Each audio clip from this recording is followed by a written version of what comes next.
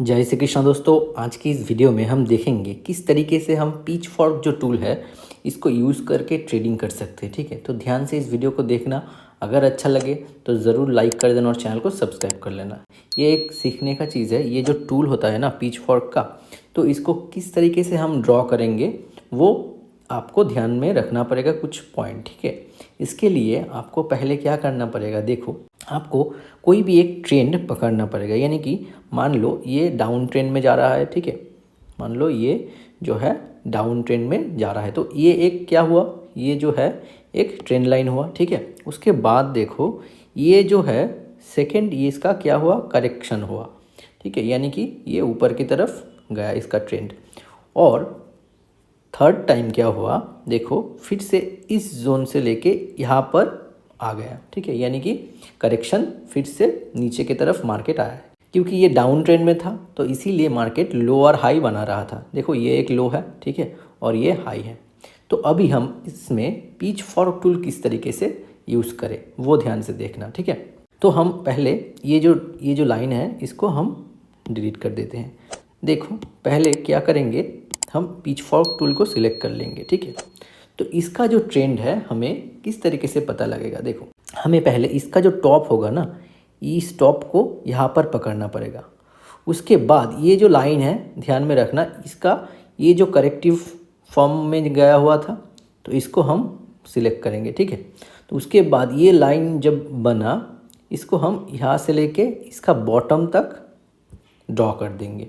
तो अब हमें क्या दिखाई दे रहा है, देखो ये जो है ये इसका ट्रेंड दिखाई दे रहा है। यानी कि देखो मिड लाइन जो है इसका ट्रेंड है। ठीक है, तो जब भी मिड लाइन के ऊपर देखो ये जो एक एक लाइन है ना, इस लाइन के बेसिस में हमें ट्रेड में एंट्री एग्जिट लेना होता है। ठीक है, तो यहाँ पर ध्यान से देखना, यहाँ पर क्या हुआ है, मार्केट ने क्या किया, ऊपर से लेकर नीचे तक आया, इस जोन में प्राइस एक्शन बनाया। ठीक है, तो देखो ऊपर क्या हुआ है, ऊपर फिर से डोजी टाइप कुछ बना हुआ है और हाई में जाके करेक्शन मूड में आ गया मार्केट। तो फिर क्या होगा, इस जोन तक आएगा पहले। ठीक है, यानी कि पिच फॉर्क का जो ये सेकेंड वाला लाइन है इस लाइन तक आएगा।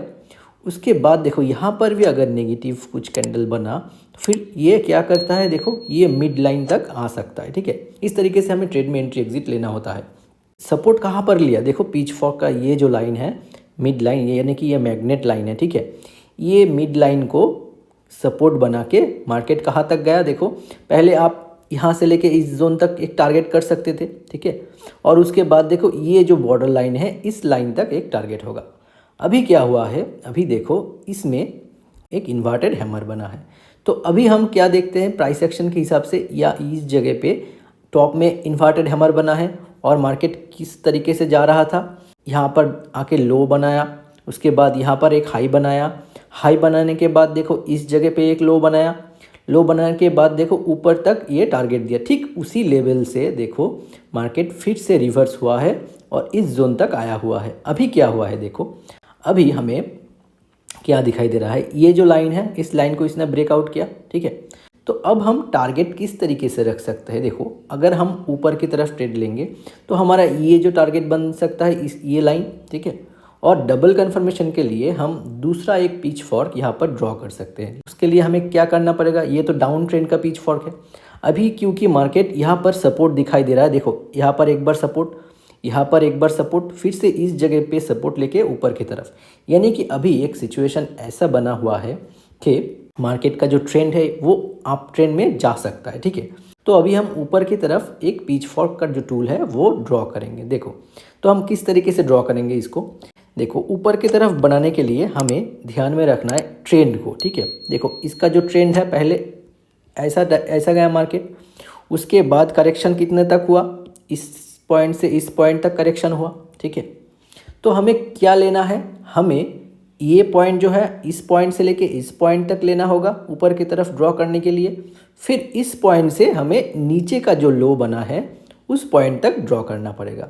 तो फिर हम कैसे करेंगे, ध्यान से देखो, इस ट्रेंड लाइन को हटा देते हैं। ठीक है, देखो हम अब क्या करेंगे, यहाँ पर पिच फॉर्क को सिलेक्ट करेंगे और इस जो बॉटम है इस बॉटम से ये जो टॉप बना हुआ था इस टॉप पे जाके हम सिलेक्ट करेंगे। ठीक है, उसके बाद हमें सपोर्ट कहाँ पर लिया है, सपोर्ट तक हम इस पॉइंट को ड्रॉ कर देंगे। देखो ध्यान से, देखो ये क्या किया, ये हुआ इसका पॉइंट, ठीक है।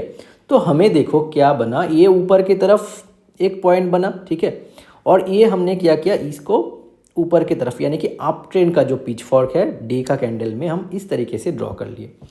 देखो ऊपर की तरफ अगर टारगेट बनता है तो हमें ये जो ऊपर का जो पिच फॉर्क का टूल है इसका जो ईयर्स लेवल है, ये ग्रीन लाइन है, ये हमारा होगा फर्स्ट टारगेट, ठीक है।